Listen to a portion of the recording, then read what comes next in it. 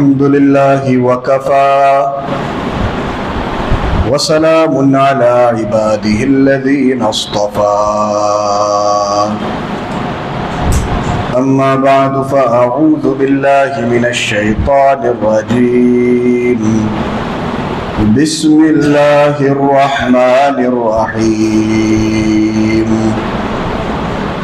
وإنك لتلقى القرآن من لدن حكيم عليم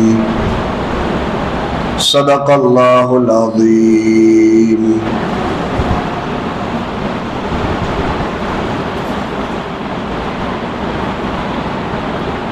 اللہ تبارک و تعالیٰ نے 17 پارے کے اندر 17ویں پارے کے اندر ایک آیت بیان کی ہے. اس آیت سے ہمیں یہ پتہ چلتا ہے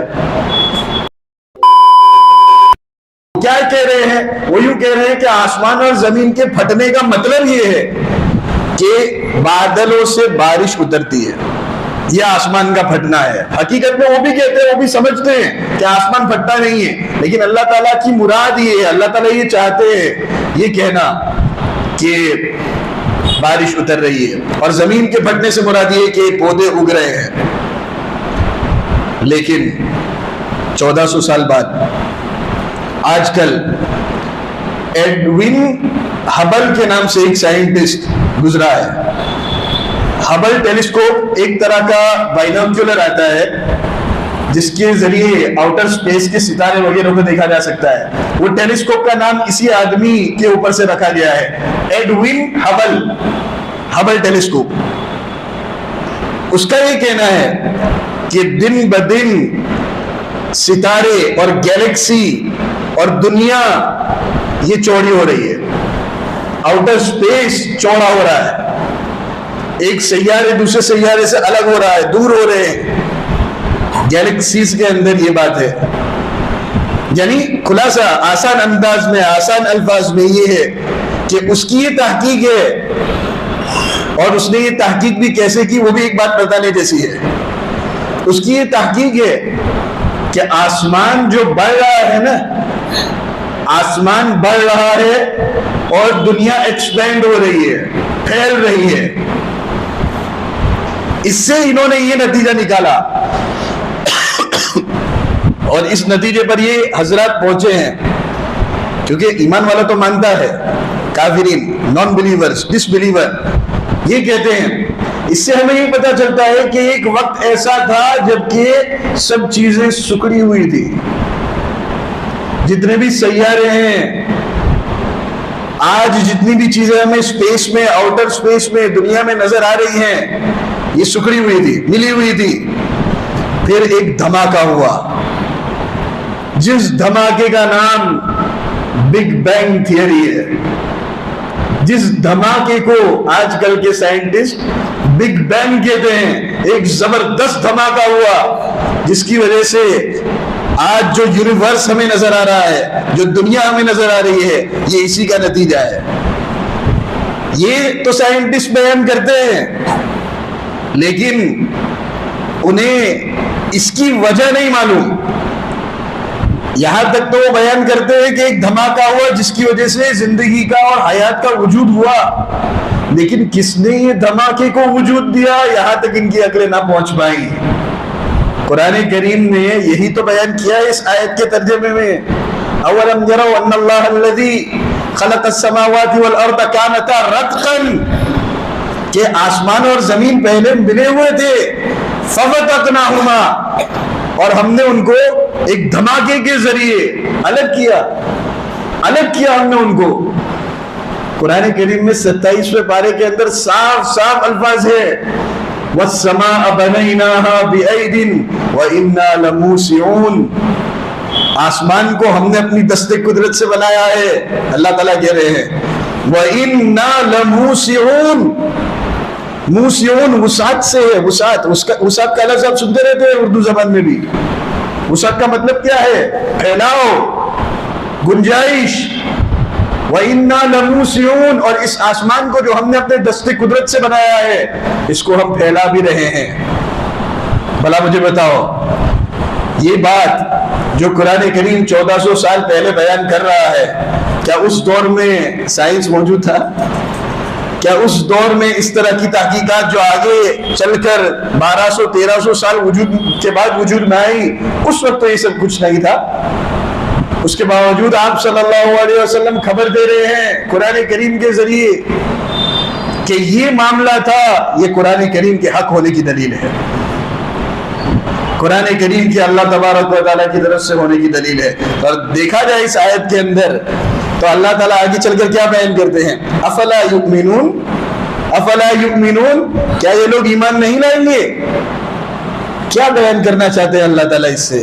کہ ابھی ابھی جو میں نے بیان کیا نا اس آیت میں، اس پر غور کرو، اس پر غور کرو، دماغ لگاؤ، دیکھو، اس پر غور کرو گے تو یقیناً ایمان تک پہنچ جاؤ گے۔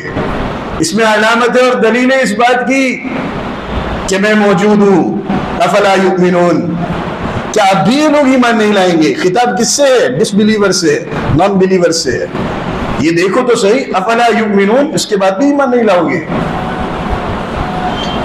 یہاں تک تو یہ بات ہوئی کہ اللہ تبارک و تعالیٰ نے جو قرآن اتارا ہے یہ بالکل برحق ہے، لہذا اللہ تعالیٰ کی طرف سے جو تعلیمات ہمیں دی گئی ہیں وہ بھی بالکل برحق ہیں، اور اللہ تبارک و تعالیٰ کی تعلیمات جب برحق ہیں تو اس کے بھیجے ہوئے دین کو فالو کرنے میں ہی نجات ہے،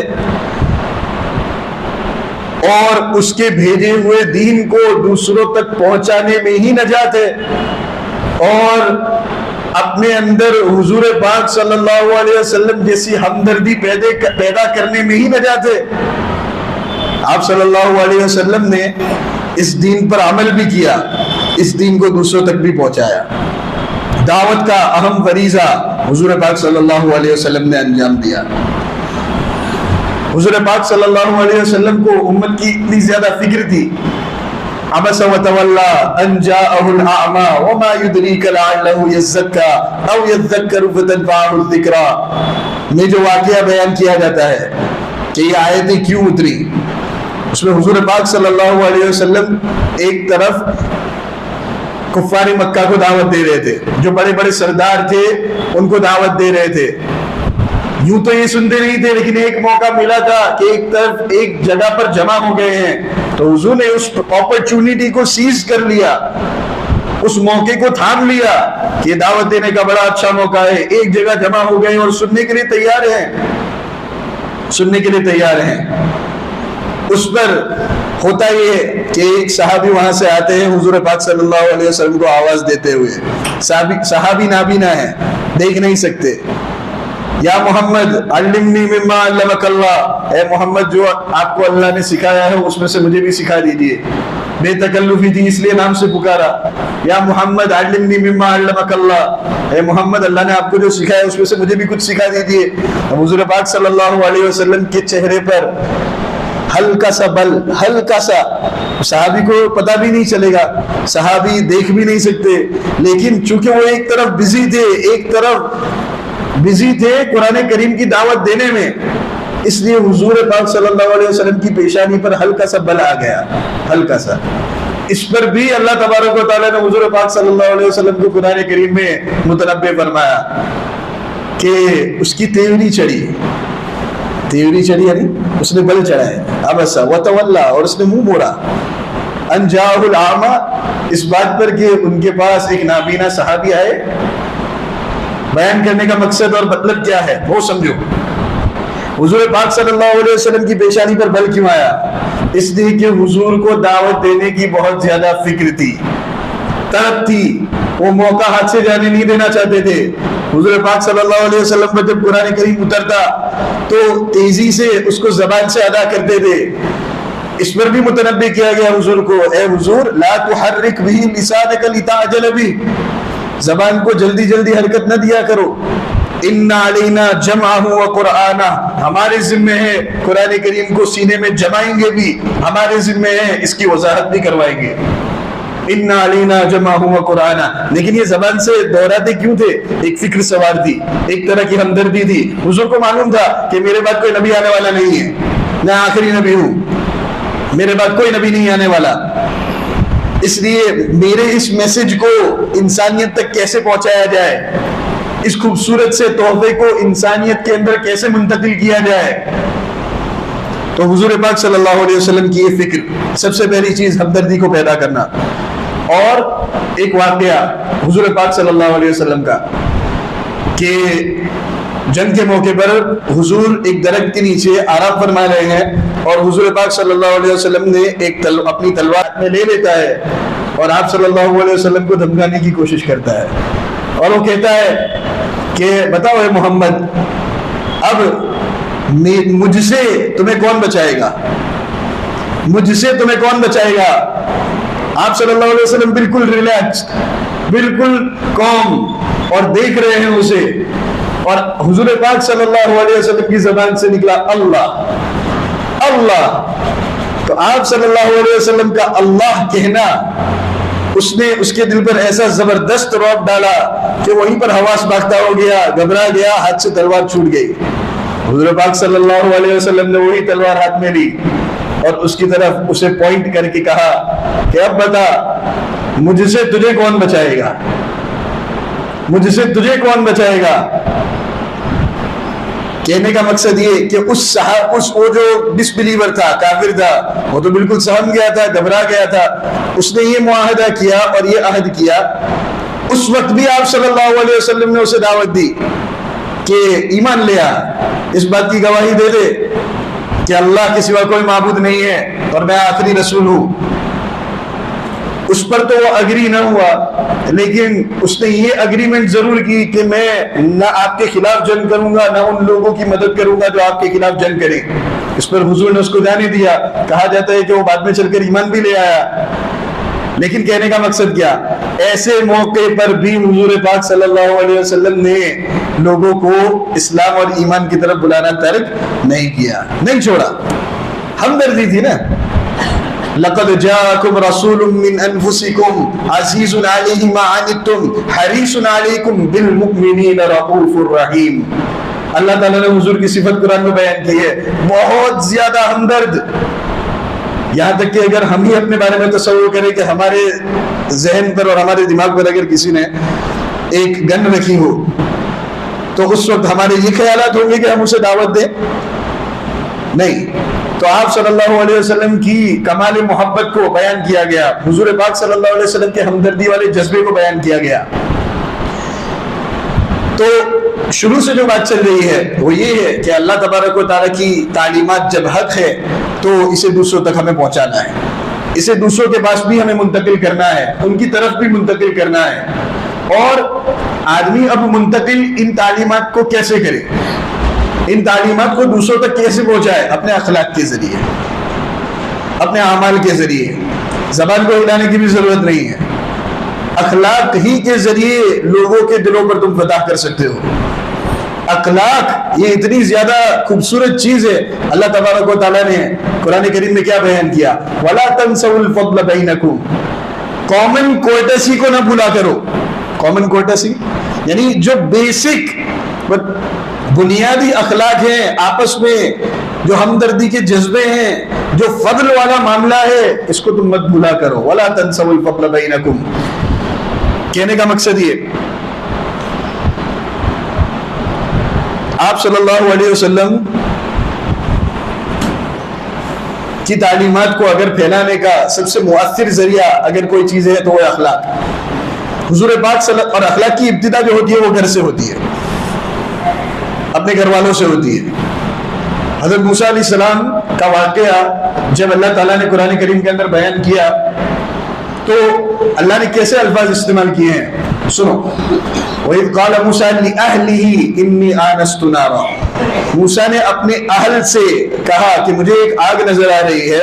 چونکہ سردی کا موسم ہے اور ہم سفر کی حالت میں ہیں، موسیٰ علیہ السلام کہہ رہے ہیں اپنی بیوی سے، اس لیے میں وہاں جاتا ہوں اور آگ کا کچھ بندوبست کر کے آتا ہوں، اور وہاں جا کر ممکن ہے کہ مجھے راستہ دکھانے والا بھی کوئی مل جائے، کیونکہ وہ راستہ بھول چکے تھے، حالت سفر میں تھے۔ موسیٰ علیہ السلام نے اپنی بیوی سے جب کہا، اللہ تعالیٰ کہہ رہے ہیں، لیکن اللہ تعالیٰ نے نام نہیں لیا بیوی کا، بیوی کا نام نہیں لیا، کہا جاتا ہے روایتوں کے اندر کہ ان کا نام صفورہ تھا یا صفیرہ تھا، لیکن اللہ تعالیٰ نے نام نہیں لیا۔ اس سے بہت ساری چیزیں ہمیں سمجھ میں آتی ہیں۔ اہل کا اصل ترجمہ اور مطلب یہ ہوتا ہے گھر والے۔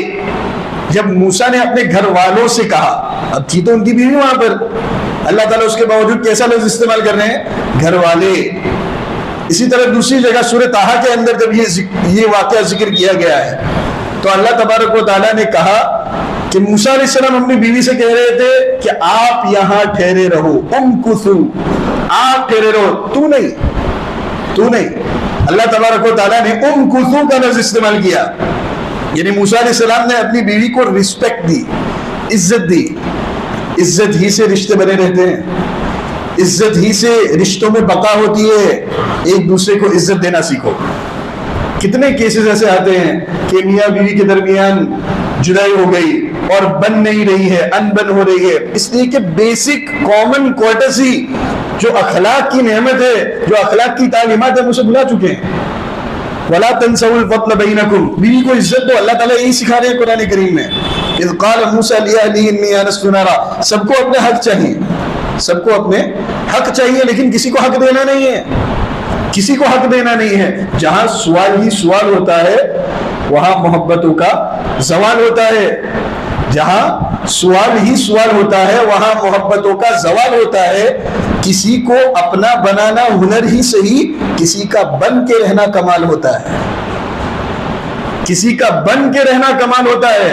تو اصل میں ہمیں جو تعلیمات دی گئی ہے وہ یہ کہ اپنے گھر کے ماحول کو استوار کریں، درست کریں، اخلاق کا مظاہرہ کریں، بہترین شخصیت بنیں، آپ صلی اللہ علیہ وسلم کی تعلیمات کو اپنے مینرز اور اخلاق کے ذریعے پھیلائیں۔ ایک اور بات جو یہی آیت سے سمجھ میں آتی ہے، اور اس بات کے نقطے کو بیان کر کے آج کی بات کو ختم کریں گے، کہ اللہ تبارک و تعالیٰ نے اہل کا لفظ استعمال کیا، نام نہیں لیا کہ وہ بیوی کا نام کیا تھا۔ دراصل اس میں غیرت کی تعلیم دی جا رہی ہے۔ غیرت بھی اخلاق میں سے ہے، بہترین اور عمدہ اخلاق میں سے ہے غیرت، جس کو انگریزی کے اندر پروٹیکٹیونیس کہا جاتا ہے۔ بیوی کے بارے میں پروٹیکٹیو رہنا، کہ اس کا تذکرہ دوستوں کے سامنے نہ ہو، نام کا تذکرہ دوستوں کے سامنے نہ ہو۔ کہ غیرت کو آدمی جب چھوڑ دیتا ہے نا تو بیوی کو لوگوں کے سامنے وہ پریزنٹ کرتا ہے، وہ لے کر آتا ہے، ہمارا تو خاندان بہت بڑا ہے، یہ سب بھائی ہیں بہنیں ہیں۔ نہیں، یہ اخلاق اور غیرت کے خلاف ہے۔ جن لوگوں سے پردہ ضروری، ان سے پردہ ضروری۔ ایک طرف یہ بات ہے، اللہ تبارک و تعالیٰ اس نام کو بیان نہ کر کے اس طرف اشارہ دے رہے ہیں کہ چھپاؤ، لیکن بیوی کے ساتھ پروٹیکٹیو تو بننا ہے، انسیکیور نہیں بننا۔ انسیکیور کس کو کہتے ہیں؟ انسیکیور ہر 2 منٹ پہ فون کر رہا ہے کہ کہاں ہے، کیا کر رہی ہے، کس سے باتیں کر رہی ہے، ویڈیو کال، یہ کال، وہ کال، اسے بھروسہ ہی نہیں ہے۔ تو اللہ تبارک و تعالیٰ نے تو اس سے بھی منع کیا، اجتنبوا کثیرا من الظن، گمانوں سے بچا کرو۔ بعض گمان بدگمانی ہوتے ہیں، بدگمانی ایک گناہ ہے، ایک بہت بڑا گناہ ہے۔ تو قرآن کریم آپ صلی اللہ علیہ وسلم کی تعلیمات تو خزانوں سے بھری ہوئی ہے، اپنانے والا کوئی نہیں۔ اللہ تبارک و تعالیٰ کہی ہوئی باتوں پر عمل کرنے کی ہمیں توفیق نصیب فرمائے، آمین۔ وآخر دعوانا ان الحمد للہ۔